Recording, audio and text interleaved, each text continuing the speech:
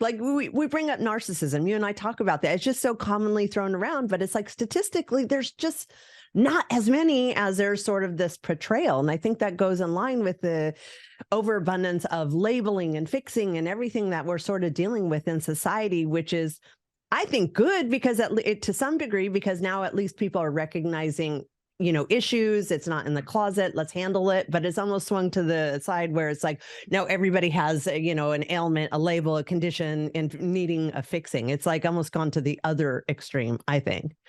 Yeah, I agree. It's almost become like it's fashionable to have a mental illness. Right. And it's also, it's a really quick catchphrase. I did a video a while ago about narcissism and about how it is that really, in order to help women who, and also of course, men who are in situations where they're with a narcissist, how important it is for everybody to stop throwing that term around so loosely, right? Because that impacts like a woman or a person who's literally taken emotionally hostage to a situation like that, and they can actually be in danger. So when we make it that everybody is one, then we're not really seeing the really serious nature of how far it can go. I mean, we see women who are literally prisoners. Yeah. And they've become like enslaved to this like system in the house, and the kids are all brainwashed. It's dangerous to pretend that you know what a diagnosis is when you really don't. Yep. So, it's like, oh, my husband, just because somebody's selfish doesn't mean they're a narcissist. Right. I've been selfish. And just be, an addict can be selfish during the period of active times, but it doesn't mean they're a narcissist. Right. Or any of the other 1,000 labels that they get given just because they're actually a drug addict. They're not bipolar. They're not, manic depressive. They're not like the 1,000 things that they get labeled, but it's really, they're just a drug addict and either in deep addiction or trying to get off the drugs. But it's rarely this deeper mental condition that they're being labeled as. And so they're misdiagnosed and they don't get the help they need. Well, that I may remember, when I worked in a hospital, the doctors themselves really didn't understand addiction at all. So it was, we had to train them. So many things were being missed and misdiagnosed because, I mean, the first thing is if somebody's not sober, you can't get a good read on them. Right. Like how are you going to really understand, I think we all have this unbelievable power, Ange, to completely transform our lives, kind of like Dorothy. Yep. You've had the power within you all along, my dear. Like that. I was like, wait, Dorothy, which Dorothy? Oh, you mean Wizard of Oz? No, Dorothy, like Dorothy, like Glinda, the good witch. Yes. It comes in the bubble. Yes.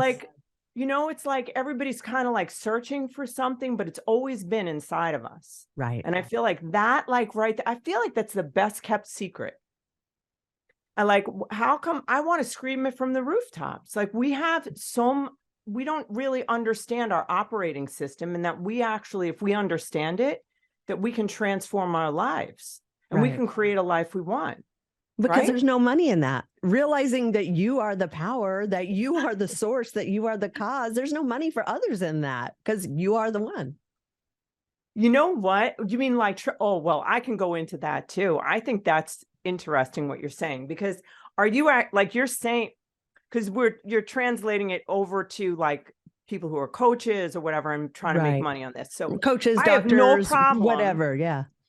I have no problem with making money. So I just want to say that, on the record. So basically, and I'm not criticizing anybody who wants to make money, but that thing that you were just describing, I try to tell a therapist here that there's this sense, I think that it's changed with this age of information, but a lot of experts have wanted to hold the truth to themselves and then just give it in increments to people that they were helping. And I try to tell the people that work for me, it's really, really super important. Tell them what you're doing. Yeah. Give them the tools to do what you do. Because really, honestly, people don't leave when you do that. it's like you're No, educating they them. want more. They get the wins and they're like, I Yes. want more of that. I could feel even better. Let's go. Yes. So it's like, when it's like people haven't wanted to share books that they've read and tell clients to read the book because they're concerned that then they won't need them anymore. Right. But really, honestly, the truth is the more that we can give. I mean, the more we get anyhow. I mean, that's where the 100%. reward is, right? 100%. Yeah. I mean, I even see that in my field. We'll have business development people go work with individual therapists. And even if they have somebody who probably needs a higher level of care, they don't want to give them up because they don't want to lose that client, even though their client probably needs more help than they're able to get in that capacity. And so there's not, even though, we are more than happy, we're like crisis control, we just want to help them and then send them back to you. But there's that underlying fear, like you're talking about, of them losing that person if they get them a different kind of help that's not theirs or more of that. It's like an overall, I think, almost like a worldview or like a mindset, a philosophy, because, if you chase the dollar, you really get nowhere. But if you make a friend, add value wherever you go, like you can't hold back goodness from coming Yeah. to you in all different forms, Yeah. It's like, it's, it's really like, to me, when I think about what the opportunity that we have, even just to love, Mm. I feel like there's just two umbrellas of human experience. Is that, am I doing this in love or am I doing it in fear? So anything that's has the umbrella of fear over it is not going to produce the best result for ourselves or the client or people we love or really anyone, right? So Yeah. it's like, if I'm looking to get something from you, but if I let go and I just observe and give, I mean, everybody gets then. I love that. I've actually been going through, I've been dealing with, my own personal growth. It's not I did that. Now I'm better and I'm fixed. It's like, it's a constant journey for me. I know for you as well. And that's like the resounding message that keeps coming to me is lead with love, lead with love. Because like you said, if I'm leading out of fear, nothing is going to go well. You got to lead out of love and trust in the process and the universe to take care of you because you're doing it for all the right reasons. And for me, all these years later, I've always been taken care of, maybe not to the degree that I think I need or want at that moment in time, but I'm still here because of that premise of just leading with love. I think also, like, I would, when I would sit with clients, and I would always see them as an avenue of like, that I was going to learn something that day. Yeah. Even if I was having a hard day, I tell the therapist that, because sometimes they'll be like, well, I can't, I can't see this person because I'm having a hard day. I'm like, you better put on your big girl pants over here because, that shit doesn't ever end. You really Yeah. like have to, but it's really like, I would sit there and I just like breathe and I would just look at them and I'd see where they were going, and just like, it is so incredible, the power of the mind. Yeah. And then I'd say, I would say, God Almighty, teach me something today that I don't know. Mm. But at the same time, I'm giving to them. So it's like becomes this like almost like energetic exchange that is so powerful. And I think everything we do, like, because I had a clinician come in and ask me, hey, I'm just really concerned about burnout. I'm Yeah. like, well, you're working in the right place because I don't believe in burnout. Thank you. The second you said that, I was like, oh, God, I hate that word. Yeah. Yes, stress is a choice. Yes. And also the way in which the intention you walk in the room with. I think this whole field is a lot of what happens, not everybody, but the agencies or whatever, we've been trained in fear. We've been 100%. trained in setting very, very hard boundaries around ourselves to protect ourselves from the clients, which is ridiculous. Yep. And to be concerned about burnout. And then when we think like that, we create it. If I'm afraid of this, what I fear comes upon me. Anything I struggle against owns me. Yep. So like, I love that quote. It says, I have it on my whiteboards everywhere. I say it all the time. Like, there's a stream of well-being that flows. I can allow it or I can resist it. It flows just the same. Mm. And it's like, it's truth.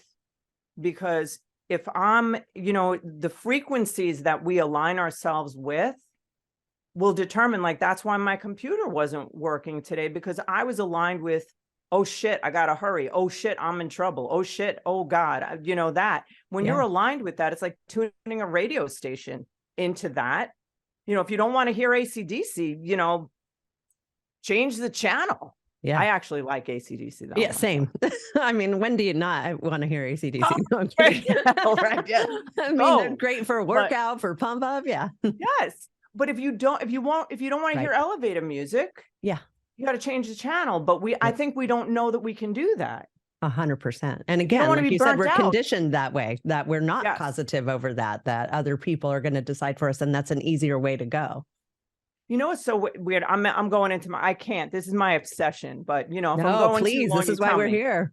Okay. So basically if you, I'm sure you already know this, but like from 0 to 7 are, as little children, we're in a theta brainwave, which is a hypnotic state, right? So like basically all the programming that has needed to be done, which is necessary, walking, reading, writing, all the different things we have to learn and be programmed in, we are, but then all the other stuff, all the meaning we're attaching to things all along the way, which is a young meaning, probably a distorted meaning, 100%. we end up carrying into adulthood, into our relationships, the way that we work, the way we see the world. And it's like we end up just following this like immature, distorted perspective. You wonder why when two adults are in a marriage and they're screaming at one another, there's no adult in the room. It's because they haven't like transformed out of that state, right? Yeah. So it's like, I feel like I don't know why I even went down this path. I feel like it's just so important. It doesn't matter if we own a business, if we're an employee, if we're seeing a client, all of that plays out no matter what, in a relationship, not in a shitty relationship. It's all because of what we believe and how we're programmed. And I feel like if we could just share with people this incredible, I feel like we've been programmed to average and mediocrity. Yes. And even in the field of mental health, it is an antiquated system. Especially in that field. In that field, you are like bad if you are a high achiever and you want to, do big things and make a lot of money. That's like megalomaniac, it's not okay. Like you should be just happy. Well, yeah, you should be like, suffering and having burnout and being really afraid of what's going to happen next. And basically, we will not ascribe to that. I won't hire anyone like that. I mean, it's just not, we're not doing that. Yeah. Because who's going to change mental health if we don't change it like where we sit? Yeah. And I hate even hearing the word mental health now, because I feel like it's become so blurred, either really blurred in like social media, but then everybody's talking about it as like lay people. And then like people who are experts, like who've gone to school, are really afraid of their own job. Yeah. Well, it's gotten so bad. Like I can even say just, I'll see surveys or I'll think, around campus, and this is in addiction, everybody, my anxiety, like everybody is now, I own this. It's called my anxiety over anything and everything. It's like, dude, you're nervous to talk in front of people. Everybody is. That's not your anxiety, whatever it is. But now everything is this personal condition of why I can't or shouldn't, because it creates this feeling in me that's not okay. And so now it's my condition, my anxiety, my stress, my depression, my this, my that. Yeah. You know what? I'll tell you something. It's so crazy. Like my daughter will say something like that. I'll be like, do you think you're just nervous? Like that's what we used to say. I'm nervous to go and, to go do this. I'm nervous to take this test. And I'm sure you've seen it. Like we have kids, adolescents here who are so invested in their in being sick. let's say, that it becomes, that's their addiction. You know, it's like the addiction to, and it's where it's like almost being popular to be, you know, getting attention for that kind of a thing. Not even popular, fitting in. If you don't have that thing, you're the weird one. Like, oh, must be nice to have a normal life, you. And it's like, well, okay. And so kids will even just, you know, blow up anything to be part of the norm of what's going on in society. It's very true. You know, I remember when I was growing up, and it, you know, and even, you know, into my young adulthood or whatever, it was not accepted in my family. This is an unspoken family rule, you know, that you couldn't be doing well. Because if you're doing well, you know, you could feel the distance. Yeah. So the form of connection in the family was to be having a very major problem. Then now everybody's going to hover around you. Right. Right. And I feel like and I don't know, this may be too weird or too deep, but I don't even really think I care, because I think that the world freaking needs to know it. Like, if we do not align with the feeling state that we want to live in, if we do not, even if we are conjuring up that feeling state, we will always be in the feelings that we rehearsed before, because we become addicted to the feelings that we felt the most. Yeah. You know, our body creates receptors for them. Yep. And we actually go through a chemical withdrawal from the emotional state that we become addicted to, just like heroin. Yeah. And then your body will pull you right back into the state of anxiety, in the state of, you know, being depressed. And it's almost like, if I just try to tell people, you want to understand that you're in withdrawal. And you're creating all new pathways, which feel so unnatural, to say words that are like, are we allowed to say, you know what, I'm having the best day of my life? Even when you're not. Yeah. Because I believe our words command our day. Yeah. So instead of, I think what we do is we follow our operating system, which is our body. We're following it. We're following the external world. And we're like in this state of reaction instead of creation. But if we knew, like I was saying about Dorothy, like, I have the power to command my day, and I'm going to do everything I can to do that. I'm going to command good outcomes by using my voice, my thoughts. I mean, tell me what you think. Oh, look, I think I'm doing the podcast. Tell me what you think about this, Angela. Well, I was going to ask you, so do you not think, and especially in today's times, that it's almost shameful to be having a great day when there's so much bad happening in the world? Like, you're almost like made to feel like a villain for living your best life when there's so much suffering happening around you. You have no idea how much I hate that bullshit. Okay. So let me just tell you, I like write hashtag happiness is not a sin. Yeah. Like, growing up in the church, like, you are just not allowed. Like, happiness is selfish. Right. I want to be happy. Holy, am I allowed to curse on this? Of course. Holy shit. Okay. So now think about, if I'm happy and I show up here with you, Ange, I show up. Now I'm going to just love you. Yeah. I'm just going to want to give to you. If I show up in my worst self, miserable, basically like feeling like I don't have anything, worthless, what do I have to give you?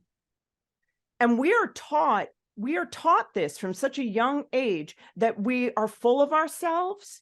You know, yeah. I went out on a date once. I walk with my shoulders back, my head up, and I'm like walking through the restaurant. He's like, You're looking for guys to look at you. I said, actually, no. I'm actually just feel pretty good. And I'm walking through a restaurant and I'm noticing who's around me. Yeah. But it, like, from his perspective, that was conceited. I should have my head down. Yep. Not notice. And then I actually made the biggest mistake. I don't even know if I should say this on here. You can cut it out if you want. There was actually a mistake. I said, no, I expect men to be looking at me. Yeah. Why not? Because you're a beautiful woman. Confidence. Yes. What's wrong with men looking at women? How did that become a problem? Right. Right. And isn't that, I mean, it's not our goal, but like, you know, Maybe it is my goal, Ange. and that's totally kidding. okay, as it should be. I mean, I don't have purple hair because I'm trying to blend in with everybody. Exactly. You know, and isn't it like there's this book I love. I read it when I was 19. It changed my life. It's called The Greatest Miracle in the World by Og Mandino. Mm. And one of the things in it, it says, proclaim your rarity. And somehow that being rare, like, you know, purple hair, being rare, being somebody who's different in the room, somehow we've been taught not to do it because same is better. Yeah. But really unique is golden. It is. Like when we can find it. Yeah. Sorry, Angie. No, I was going to say, and I see that with you, like you and I have attended many events together. We hang out a lot, but also I'm just an observer, and your light and your positivity attracts so many people to you because you are confident, because you do stand out, and because people like to bask in that because they need and want that kind of feeling in their life. And I think there is something to that. It's like, although some people are like, oh, that's too much for me, there's so many people that are attracted to it as well. Yeah, you know, it's kind of like allowing yourself to be free. Yeah. You know, like, and also allowing ourselves to make mistakes, right? So like, let's say I'm too silly to whatever, you know, or I say something I didn't, does it really matter? Like, I think we're all trying so hard not to feel ashamed or not to show parts of ourselves that people won't like. I mean, I do that too. Sometimes I'll have like a shame attack and I'm just like, I don't want to see anyone, you know, because I feel like if I see, you know, like whatever is inside will be exposed, you know, that kind of like feeling. Oh, yeah. But I feel like the more we talk about, you know, our harder times, like even though like I really tend to be happier and I come into a room feeling enthusiastic, I also have those really dark times. And I think we have to be able to tell other people that. Yeah. Right. That we get really, I get triggered by things that bring me back to my childhood. But, you know, I know what I know that I have to do. It's like, I feel like that's the contrast. So like, even in bad situations, like if you end up being in a bad situation, it just shows you, it's the opportunity to dig in deeper to what you do want. You see what you don't want, right? Now I know, okay, I'm going to shoot that rocket into my future. Now I know what I really want. Sometimes we don't know if we don't have a bad experience. Absolutely. Well, and there's also just that level of vulnerability that it's not all great all the time. And I know we went through that at one of the events we were at. You know, you were hit with some pretty hard shit, some pretty triggering events. And you're like, you know, almost apologizing, like, I'm sorry, I'm having this reaction. I'm like, no, you're around friends. You feel what you need to feel. Like, you don't have to put on a happy face for us. Like, we're here for you. And that, I think, is the true power too, is allowing yourself that vulnerability. Whereas, you know, we're not made of steel and nothing hurts us. And we're, you know, women of, you know, whatever. I think there is that genuineness when you're around the right people that aren't going to make less of you for that, where that is the growth too. It's like, experience it, feel it, sucks. Let's move on. You know what I love? You know, you just reminded me, because I feel like one of my highest values is being around people who I could just be myself with, and I feel understood. Yeah. And, you know, like accepted. Like it's so incredible to have that. You know, you could just be whatever you are. Yeah. And I think that just as human beings, we should seek to have that, you know, and to give it also. Because like judgment is fear. Yeah. Yeah. Right? What's the threat, really? Well, do you think that's an age thing? Because like, I know I recently went to a women's retreat with my daughter, and I'm around women my age, like-minded, supportive. We're all here for each other. Nobody wants anything from each other. We're all very confident and comfortable in our environments. But at her age, that doesn't exist, like early 20s. Like she has not found a group of like-minded individuals, of women particularly, that have that same supportive thing. So this poor girl has to like hang out with me and all my group in order to have that. And I'm glad that we're able to give that to her. But it's also kind of sad that at that age, they're not secure. And that's a real broad generality, that a lot of girls aren't secure enough to be able to like be there for each other without all the catty, shallow bullshit of taking people's insecurities and using it against them for their own, better feelings or whatever reasons they use that for. You know what I think about that? Because I happen to work with all different aged women, and a lot of them here are a lot younger, and they're I find them to be very, very understanding and loving. And you know what I do think, and I think it does happen to younger women a lot. I think that what we believe we are worth, what we like, if, and I don't know your daughter at all, and I don't mean any disrespect by this, it's just a generalized statement. I think that one of the things like I talk about is like taking a snapshot of your life. I do it every day, and sometimes it makes me crazy when I look at outcomes. So if I look at, okay, what is happening in my social life? What is happening? And then my question for myself is, what do I believe about a social life? What do I believe about my value in a room? And it's interesting. How do I treat myself?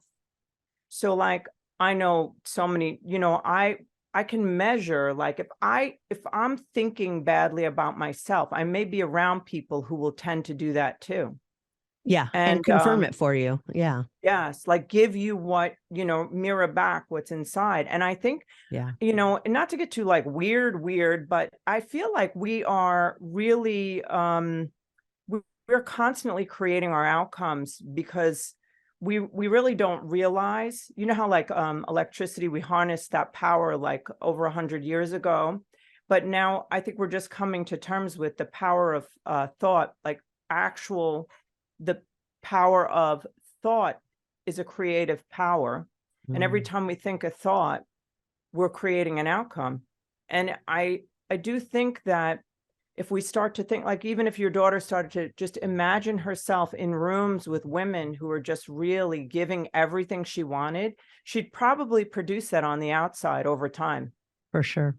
For sure. And she's definitely, I think, had those realizations and is working on, handling that kind of stuff. Like you said, the early childhood traumas and the programming and the things that, just happen, even if you're in a great family with the best of intentions, it still happens because you have that childhood brain that sees things differently and has things happen. And so you're absolutely right. And I think the more maybe work she does in that area, the more it will be attracted in her life and people she knows as well.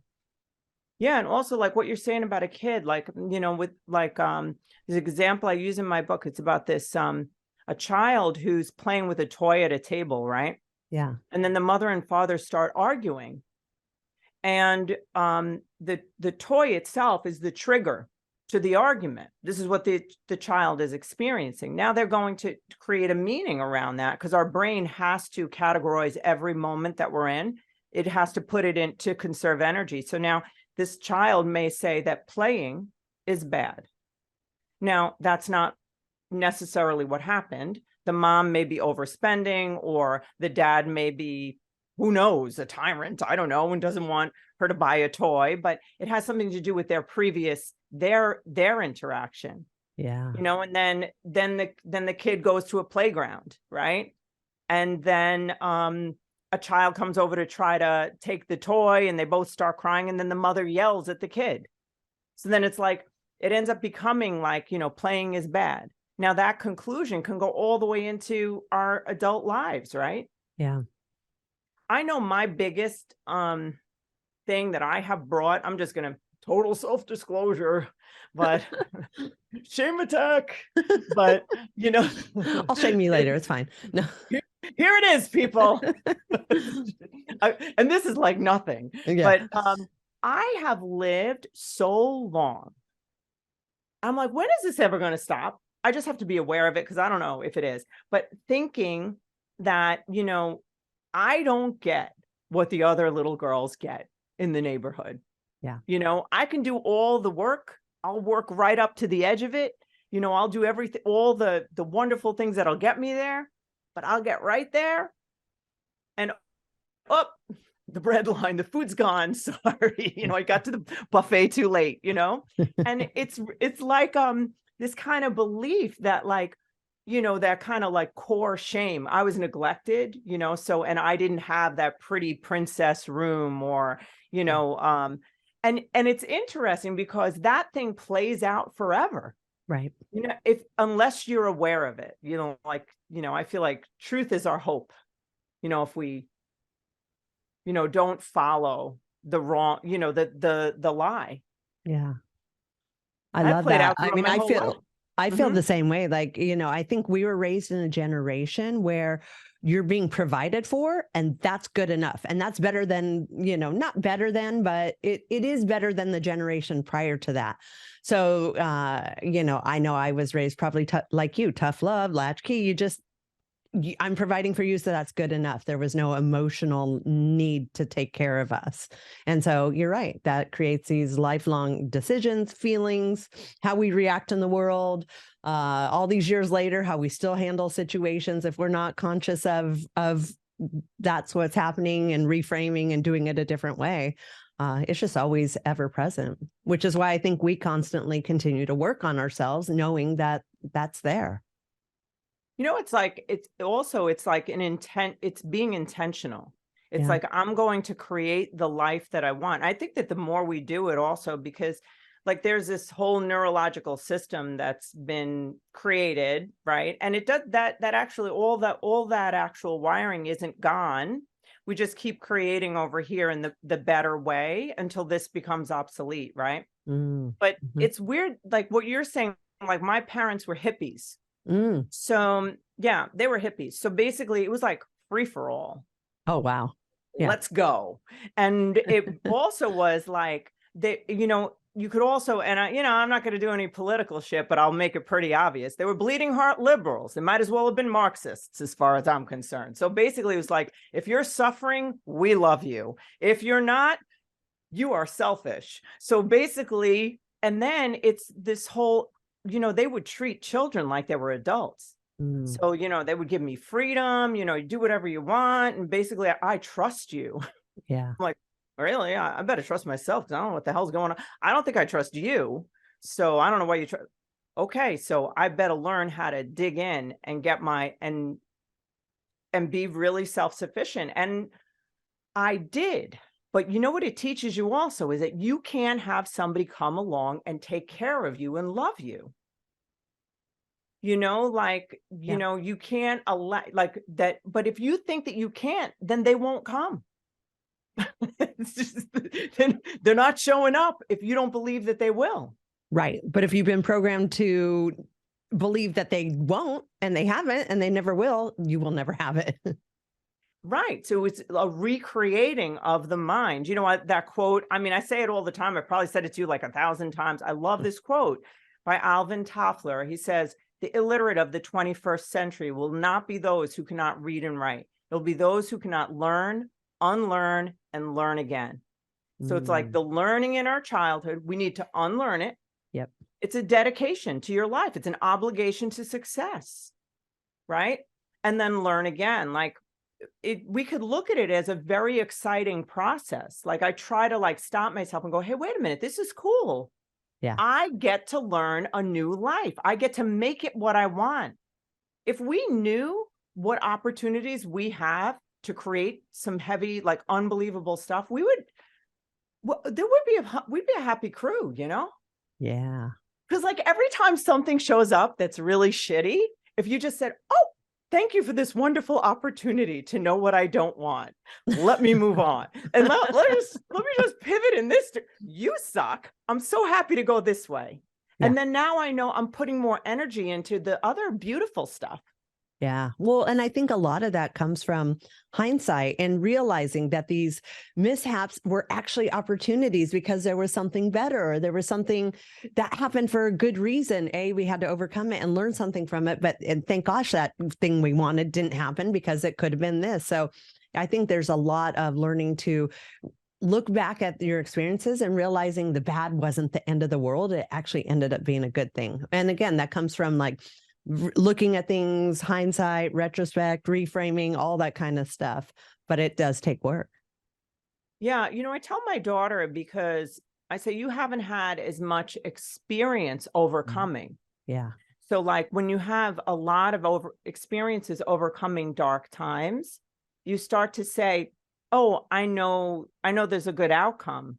I know that, this is not, and I really believe in God. And I think that that I don't think that she, whatever. I mean, I say he, really, really is as concerned as we are with death, with like all these different kinds of difficulties, because if you really think about it, they are the thing, not the death exactly, but the these really hard times are the greatest things that ever happened to us. Yeah. They really are. Yeah. And I had someone say something to me, which I thought was so interesting. It reminded me of my damn father, actually. It pissed me off. But yeah, I can't lie. Hope they don't listen Damn to this. it. I hope they don't listen to this shit. But anyhow, but they said, like, I was told a positive thing about like, like really like being in charge of your thoughts and like, manifesting, like being the person who gets the thing. Like so many people are like, I'm going to wait till that thing comes and then I'll be this. And I'm like, no, be the woman that gets that thing. Be the man that gets that thing now before it's here, because then it comes. It's like we're magnets. So we were having that conversation. And then they brought up like all these horrific, tragic times in history. Like really bad. And I'm not laughing about those times because I don't think it's funny. And I thought, and they were like saying like, I'm sure they hoped too.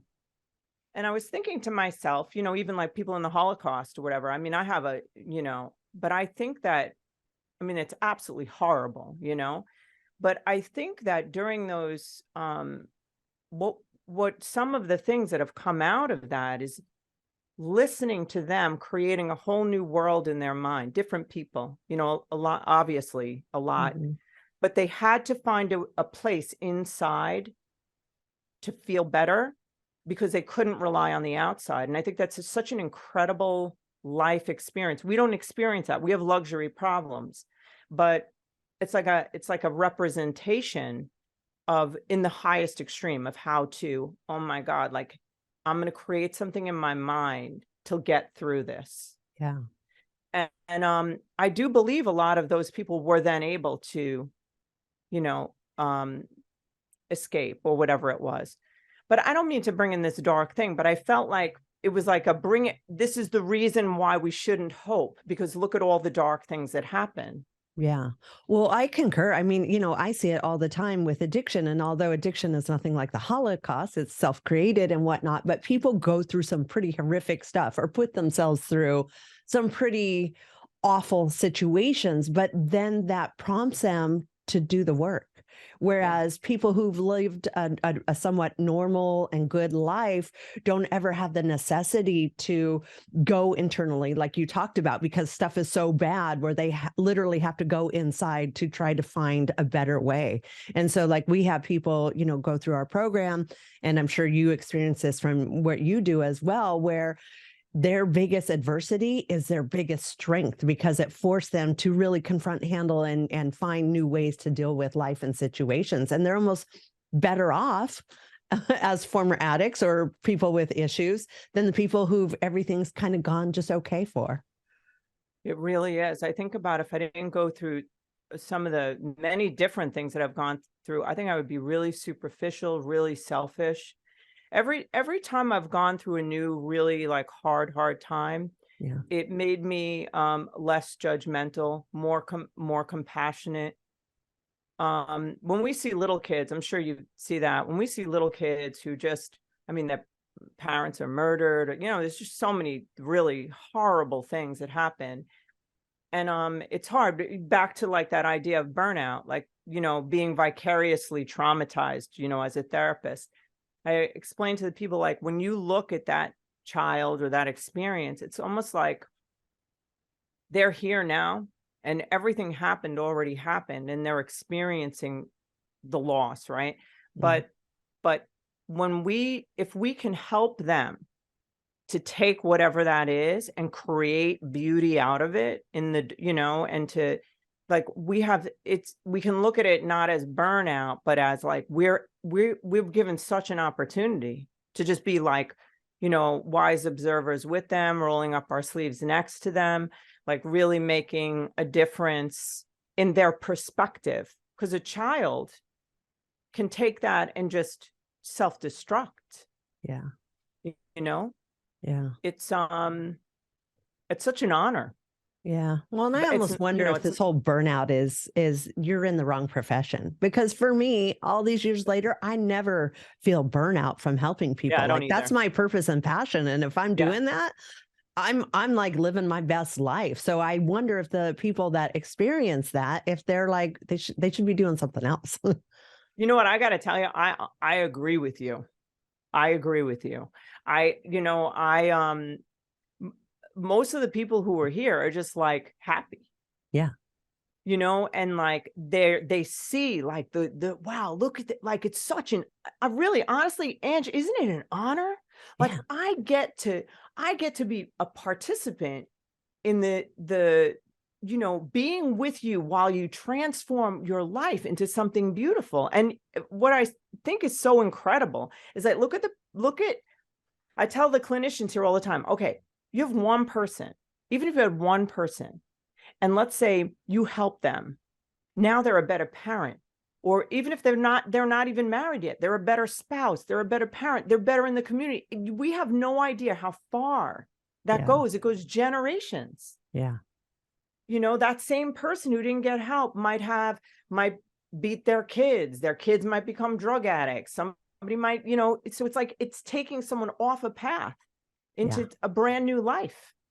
Yeah, we do the same thing. We're like, it's not just the one person we're helping, it's that sphere of influence that they're now going to go take back to the world. So truly, we are changing mankind one person at a time by helping this one individual.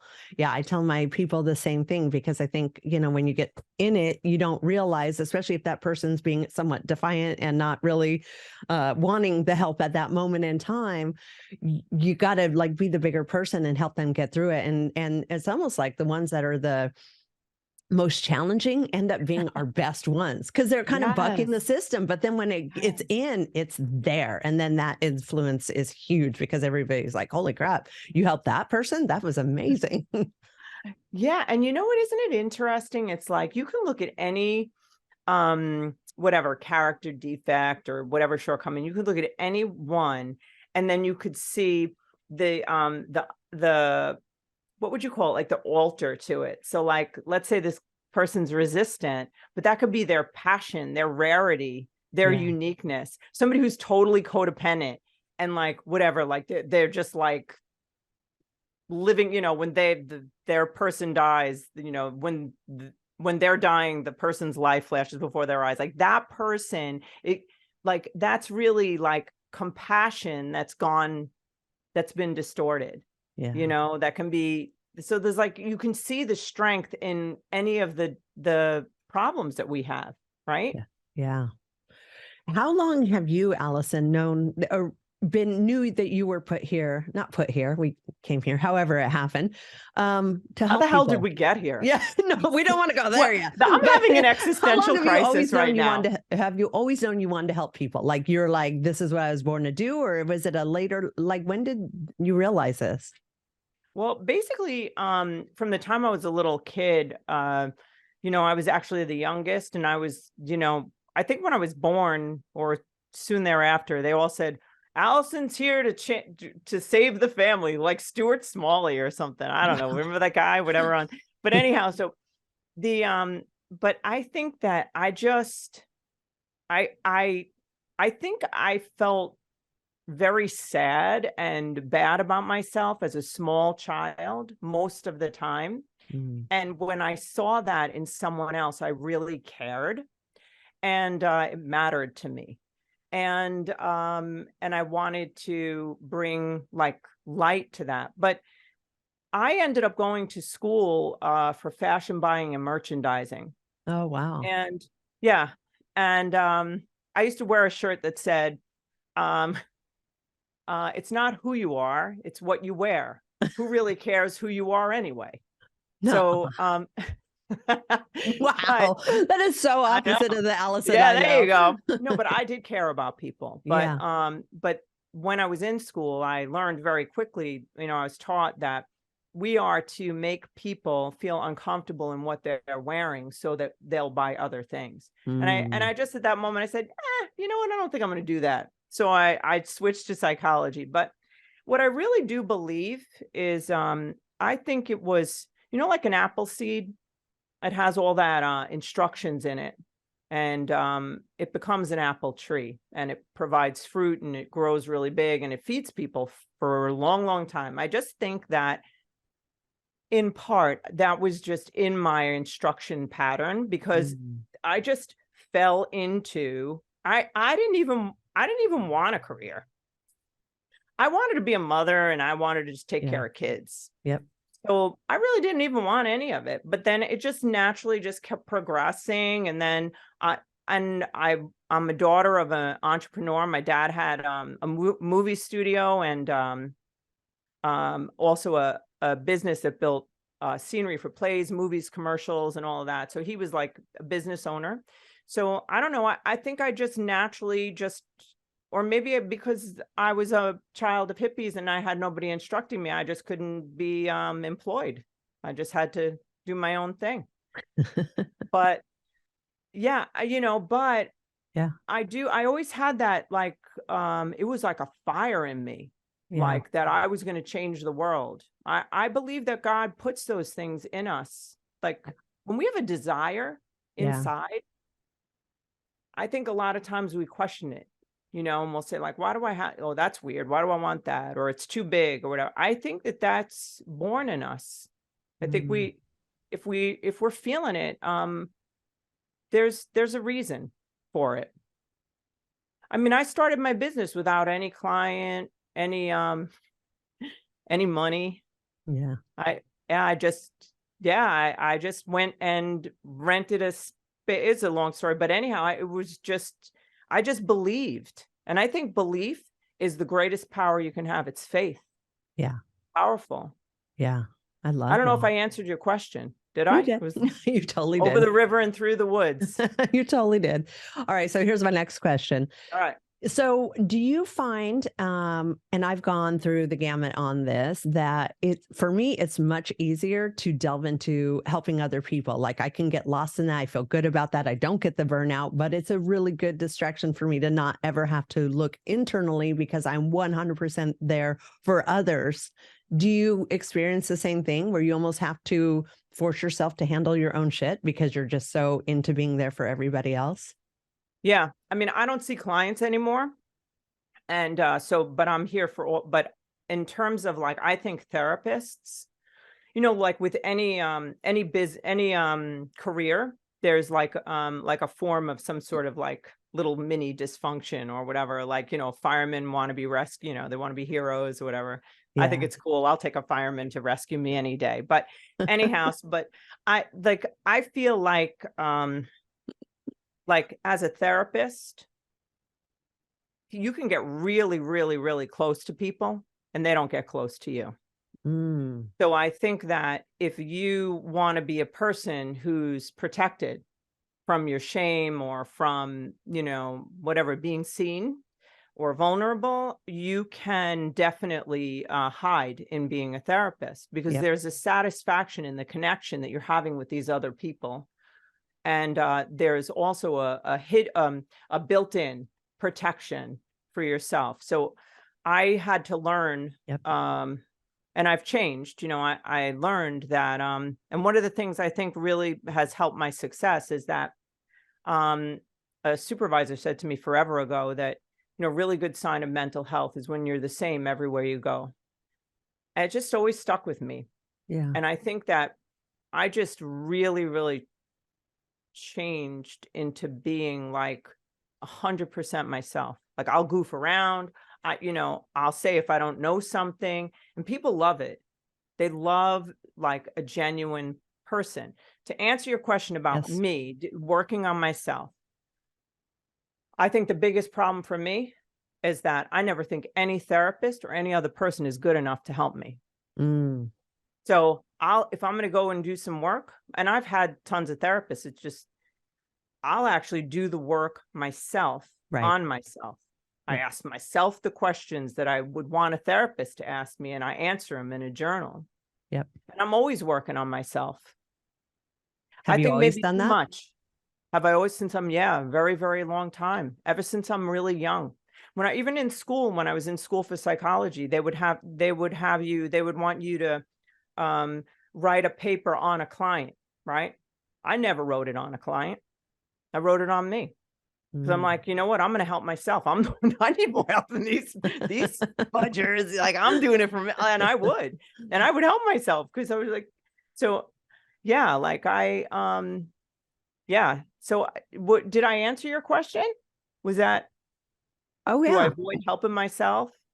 Yeah. Probably. Well, I think it's part of our process because, I think a lot of times when we are helping other people, whether it's, one-on-one therapy or for like me, it's my employees or whatever it is, it can, for me, be a great distraction to not have to work on my own stuff. But I'm much happier and better for everybody when I'm doing it in tandem. I'm helping others and I'm helping myself. And I think that was my whole point on that. And just wondering if that's been your experience as well.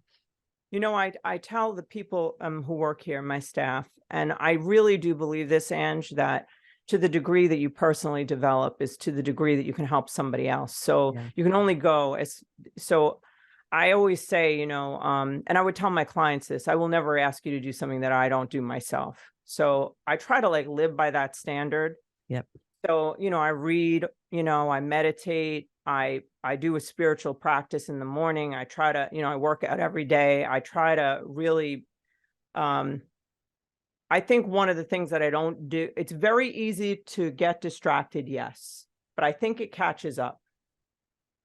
I think it catches up if you too much time, Yeah. not, it's just like, just like going to the bathroom or blowing your nose. Like you gotta move the shit through your body, the emotion. You have to.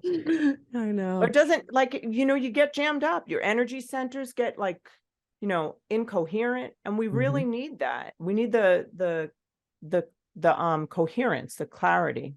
Yeah, I love So that. That's probably been my biggest struggle the last year or two, because I've traveled so much. There's been so much of these groups and masterminds opportunities where there's been a lot of travel. But for me, I struggle with the exercise, the meditation, all that stuff when I'm on the road and I'm out and doing stuff and with people and, all day, all night, my routine's off, my space is off. It's been a struggle for me. So I agree with you 100%. I don't feel as top of my game as I did when I was home every day with the solid routine, doing the same things and making progress in that manner. No, I don't want to give up all those amazing opportunities. I've just got to figure it out in my head where I'm able to do both. I do think I really relate to that because I do a lot of all that too. And like the whole month of July, I'm going to be in all different places. Mm, And I actually have anxiety about it because I'm thinking there's something about being well planned. And I'm not talking about rigid, but well planned. Like like your space that you live in is organized and like what to expect, like that. yep. And there's something about even just staying home and doing your own laundry, and Yeah. just touching your stuff. I think Yes. I definitely yeah, I definitely think that affects us. But then don't you also find that the routines that because we're with such high, like, top 1%ers, elite Mhm. performers, that sometimes it can feel like too much. Yeah. Like being able to say, all right, well, today I'm, I'm not going to meditate or whatever. I'm in too much of a rush. Yeah. Like, I Something's got think to we have give. to, Yeah. there has to be flexibility because Yeah. once a routine, I remember my mother used to say, once recovery becomes too self-conscious, it's not recovery anymore. Mm. And I think that's true. I think that once, these morning routines become when you're having anxiety about a morning routine, there's a problem. Hmm. Yeah. And I know that I've struggled with that because I really like want to follow the path. Yeah. I want to do it perfectly. Yeah. And that's a problem. I think one of the things I did with 75 Hard, which is really interesting, is instead of, you're supposed to have a meal plan, right? Yep. My meal plan, and to me, the meal plan needed to be something that was going to advance you as a human being. You know what I did with one of the 75 Hards? My meal plan was to eat stuff that I was too rigid to eat. And so I will have a coffee cake at 7 p.m. That was part of my meal plan to make sure I do things that are going to break up this rigidity, which is part of mental toughness, right? Yeah. Yeah. Maybe it's not to for not somebody go else. so for you, not to let the discipline, it's to test the boundaries without being so undisciplined that you fall down the other side. That is the true test for sure. Yeah, because to me, it was more discipline to do the other thing. So, like to not be afraid, not to live in fear of a freaking cupcake. I just ate one before I got on here. Awesome. Good for you. I like I actively had a eat donut shit yesterday, on purpose. so I'm all, yeah, I get because it's transforming the way you think about things. And I'm not suggesting that for anybody who has an eating disorder or whatever. Listen, I mean, whatever. I mean, it's not like sugar can cause depression. So I just want to clarify that. But it's just about being free and being not afraid. That's the key. That's the key. Because I remember for many years when I was quote unquote dieting and I'm trying to lose this weight and one little thing is going to throw everything off and I won't lose weight for a week. And there was this like rigid discipline. And even my daughter was like, you were so obsessed. How do you expect me to not have issues with, that? Like I watched you be that person. And I was like, at this point, I can't take it back. And I felt terrible. But I thought, I was being rigid and disciplined and it was a good thing. Like, look at what I'm doing for myself. But in actuality, like you said, when it's too much so, then it becomes not as healthy, at least mentally or otherwise, when we live and die by it. You know what I think, Ange? I think that when we are going to eat something or be in any experience, even if the thing is like bad for us, if we eat something healthy, let's say, and it's eaten with fear or concern or rigidity, I think it becomes not good for us because it's we swallow those thoughts. I had somebody on my podcast, amazing. I love her. Tracy Dews. She wrote the book Hydrate, and she's an expert on, she's a doctorate. Oh, you know her. Yeah. She was at Ken's. Yeah. Yeah. She, but basically one of the things, her story is that she became so dehydrated, and almost lost her baby because there was no amniotic fluid. But what I found so fascinating about it is that everything in her life, she did everything right. She ate organically. She totally hydrated. She did everything that could be done to be a healthy person. And the turning point for her was being able to say, and just stop and she just started with being grateful. So she started changing her mindset. And when she did that, all the things that she was applying to her life started to work. It was the way she was thinking that was taking away the value of what she was doing. My mother was the biggest health food nut you would ever meet in your life. She was all about, forget it. She was like, we'd be on a field trip. She'd be eating the flowers on the field trip. I'm like, she was so humiliating to me. But anyhow, she's just like a health food freak. Yeah. And basically that woman died because she was so nervous. Yeah. She didn't have the benefit of it at all. Yeah. I'd rather eat something that was listed as bad for me and go, I just love it. Yeah. I love this. I love being alive. And you eat that, it does something. And you believe that your body's going to be healthy. It usually is. Yeah. I love that. I think for so many people, it's a struggle. It's just black and white. It's all in or all out. There's difficulty playing in that gray area for sure. We don't know the power we have inside of us to command what goes on. It's in our body. Our body will do whatever it's told. Our body is designed for health. Yeah. We have all the chemicals inside to keep ourselves healthy. We have everything we need. Yeah. There's this amazing show on Prime called Heal. Have you seen it? Oh, yes.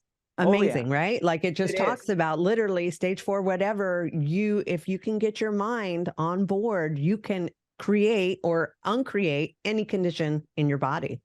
Yes. Because you know what? It's like, I think that we're going to learn more and more, but the way, like if I align myself with health, health comes. If I'm thinking about and aligning with disease or, sadness or stress, that is what I will have. Yeah. And I'm excited to get better and better at it, because I've been noticing, I play around almost because I took experimental psychology. So I love experimenting with my own self. So I'll just start just as a joke, thinking about something over and over and over again, intentionally, to see if it just pops up. I'm telling you, this shit does. I'm like, wow, like a physical condition or like an external situation happening. It could be an external situation. It could be like, I know that this person's going to contact me, and this is what they're going to be saying to me. I'm telling you, I have made it happen. And I'm like, this is cool. And it's like, and also like people like here, like I'll tell them, whatever job you want, just be it. Yeah. Just be it. And you'll make it so the job is yours. Yeah. And it's weird. Like you know what I did? I did for a long time. This is embarrassing. Maybe we should shut this off. I don't know. It's so weird. You're the best. I said for like years, I would say, I am long, lean, tight, and smooth. I said it so much. I said it in my sleep. And I just watched, like my body just changed. And it wasn't like I was doing, I work out, but it was just, I know it was that. Yeah. Yeah. And also making a decision. I remember this was like a long time ago. Every time I turn around, I had a negative bank account. Like, what the hell is going on here? I make money. Like, why am I always in the negative? How did that happen again? And then just one day I said, you know what? I have decided today that no matter what, I will never, ever, ever, ever, ever have a negative bank account. And I just told myself that. And you know what? I didn't. And no matter what I had to do, that was never going to happen again. And it's weird because people will believe, even if they hear this, they'll think, oh, all right, easy for you to say. But no, it actually is. And it's easy for you to say too. 100%. Good or bad. You're always right. I forget what that quote is, and I'm terrible at quoting people. Henry Ford. Whether you think you can or you think you can't, either way, you're right. Yep. It's 100%. Fact. It is a fact. So our thinking, so it's either like we can create, no matter what our reality is being created. So we can either be intentional about it and have take control, grab the steering wheel for God's sakes, or you're going to crash into the wall. I mean, this is basically it. Yeah. Right? Yeah. So I don't want that programming my programming from that. Yeah. I don't want that to be in charge. Absolutely. Well, like you said, it's doing something where you start to gain the awareness that it's happening so that you can then be causative over changing it. A lot of people just don't even realize, and I went through this years ago, I didn't realize the stuff that I was mentally saying to myself about my body. I had no idea until I was saying it out loud. And a friend of mine was like, whoa, you talk to yourself like that? And I'm like, what? Oh, no. I mean, it's whatever excuse I came up with. And I went, holy shit, that is terrible. I can't even believe it. I would never say that to somebody else. And that point on, being made aware of that, I was able to think about my thoughts. What are they saying? What am I saying to myself? Like you said, what am I putting out there and what am I creating? There's so much power in it when you realize it. Truth is the pathway to all freedom, and like nothing changes until it becomes what it is. It will not change until you see it. Yeah. And that, I would ask clients, I would say, I would ask them to write an exhaustive list just whenever, write an exhaustive list of whatever they're thinking. Mm. And most people are shocked.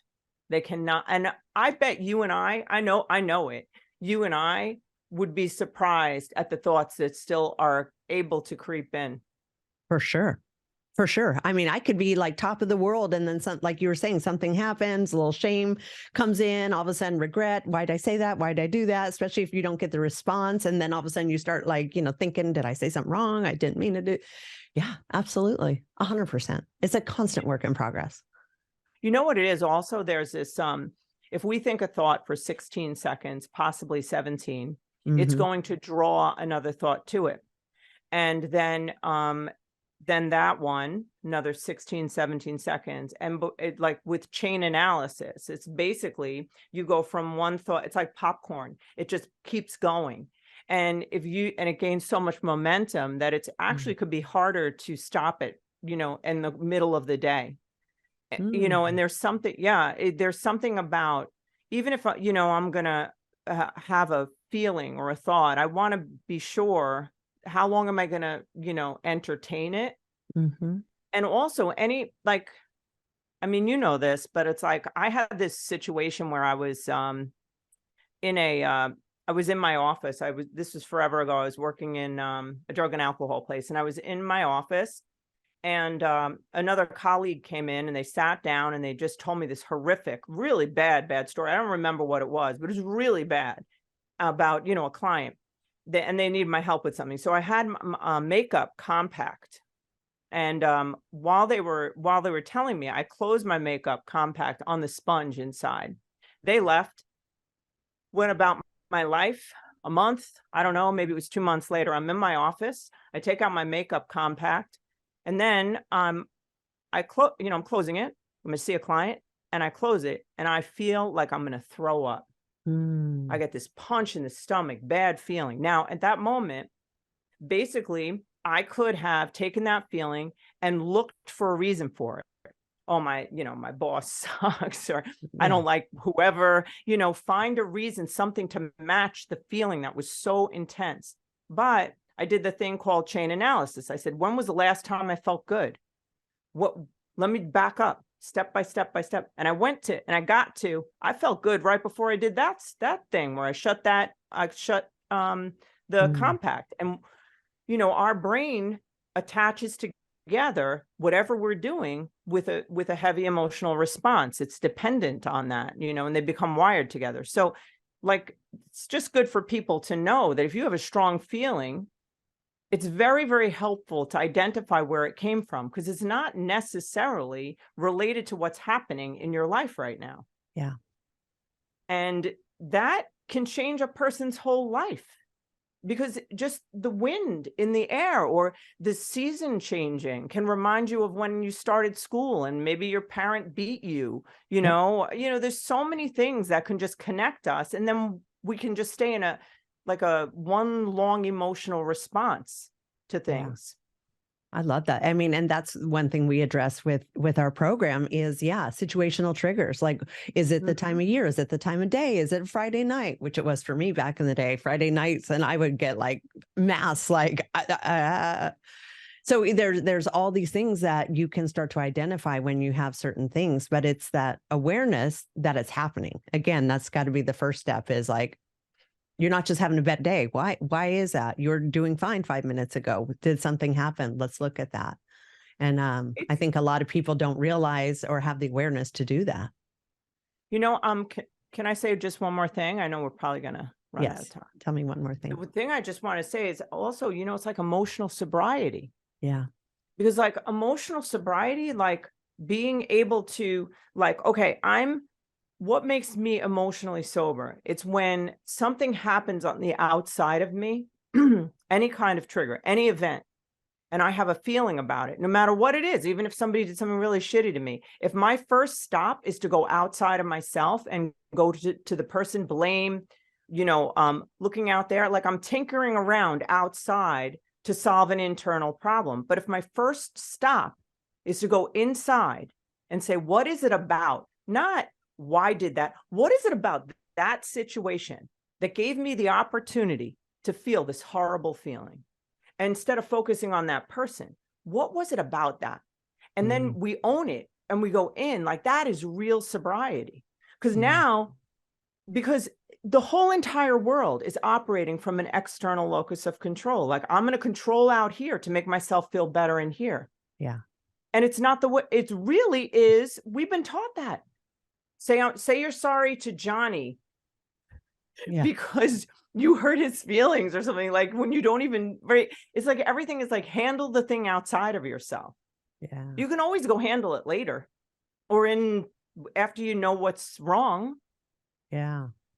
How would you handle, let's say something triggered you in the morning. Like you said, you have this obsessive thoughts. You're going throughout your day. You cannot make it stop. How would you handle that? So like something bothered me, right? What you're saying is something bothered me, but I don't know what it is. Is that what you mean? No, let's say you do know what it is, but you can't stop that tape from playing all day, every day. Because we were talking about like, if you're midday and it's been playing all day, you're kind of screwed. Like, how do you stop it from playing? Well, one of the ways that I would stop it is there's a couple of things. One is I would do like a lot of like thought switches. Like I put like a stop sign up in my mind. Okay. But sometimes you need to do something like where you completely take your mind, you separate from it. So like it could be like meditating, even if it's for 5 minutes, go into the blackness, you know, the silence, even if it keeps coming. To me, I think the way we perceive it as an outside observer in meditation, the way we perceive that thought, if we see it as we're a victim of it and we can't control it, but if we observe it, we remove ourselves in some way from it. And we understand, you know, and it depends on the way we think about the thought.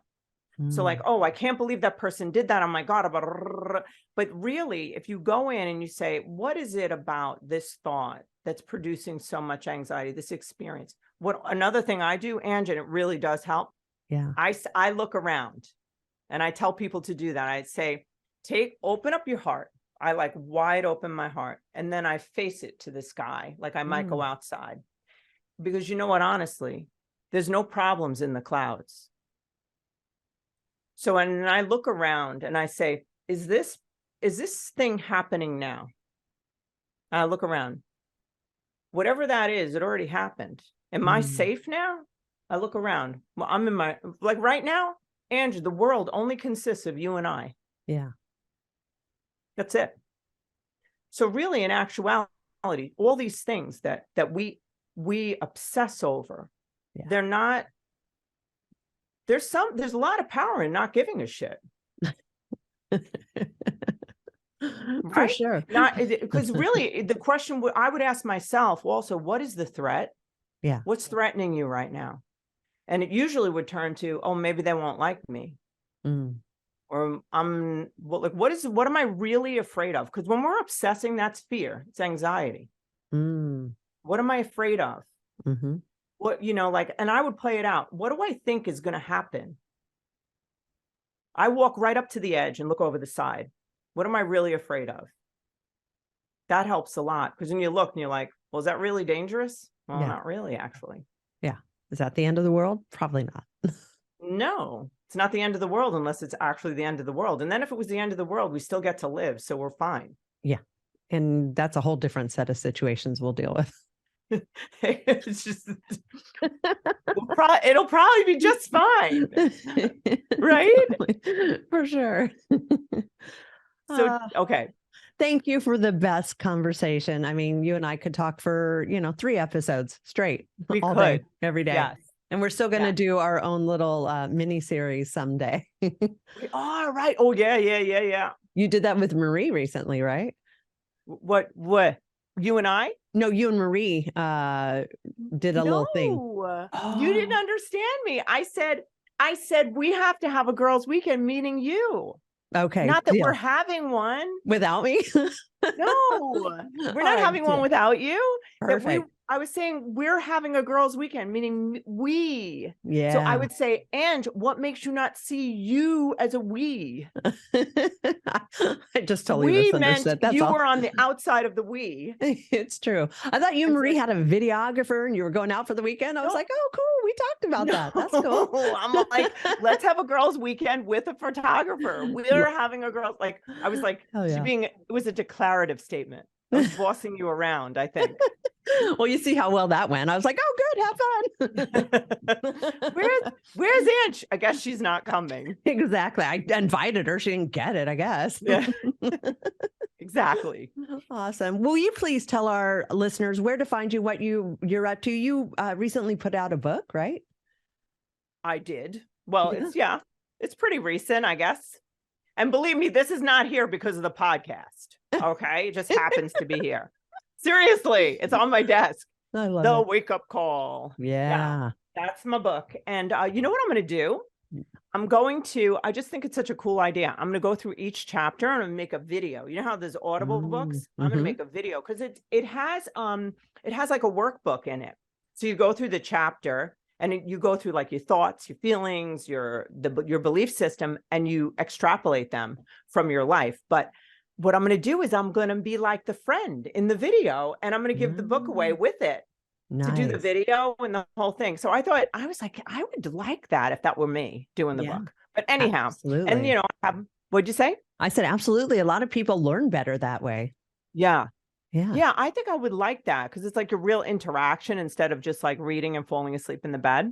Yeah. But anyhow, and it's also someone doing it with you. Sometimes it's harder to write stuff personally, right? Yeah. So anyhow, and I have a podcast, Alison Answers, Mission Awake, Crushing Mediocrity, and Alison Answers Instagram and Lager Counseling Services. So that's just basically lagercounselingservices.com. You could probably find everything on there from my Instagram, my Facebook, I also have a women's group too in that Facebook thing. Nice. Forgot about that. Where I do videos. I was doing it every single day. I better get my shit together and start doing it again. The women are going to be like, where has she been? Are I you used to okay? do it You're every going to start single getting those day. messages. Yeah. Yeah. Like for the every single day, 5 a.m. Now I kind of slacked a little. Damn. Well, you're doing a lot. You are doing a lot. Yes. And you're raising teenagers. So it's not like, this is your full-time gig. You got a lot going on. Yes, I do, Angela. And I'm running this brick and mortar thing over here, right? I know. A lot. Yeah. I know. It's a lot. Well, you're an amazing person and you are the woman for the job for sure. Aw, thank you, love. Yeah. It's such a pleasure to be here. I thank you so much for having me on your show. I really do appreciate it. Cool. I'm glad the Zoom worked itself out. It was fantastic. Yes, love. So you're the leader. So thanks for coming on the show. We appreciate you. We love you. I don't know who we are, but I'm saying we because April's back there. And we say we because April's listening to this whole conversation. Yeah, April's been here the whole time. She's my we. I'm thinking it's like she's the we. She's the we. So when I'm saying we, I'm like, that sounds so weird. They just see me, but it's we. But it's funny because sometimes I'll say we because I don't want to fully own the me in the conversation. Do you think I was doing that? No, I wasn't judging what you were doing at all. Like it didn't even cross my mind to judge that. I just was thinking about, my own self. Yeah, your own me. I get it. Yeah. Awesome. All right, Bubs. All right, thank you. Appreciate you. I appreciate you too, Bubby. All right. Thanks. Talk soon. Bye. Okay. Bye, love.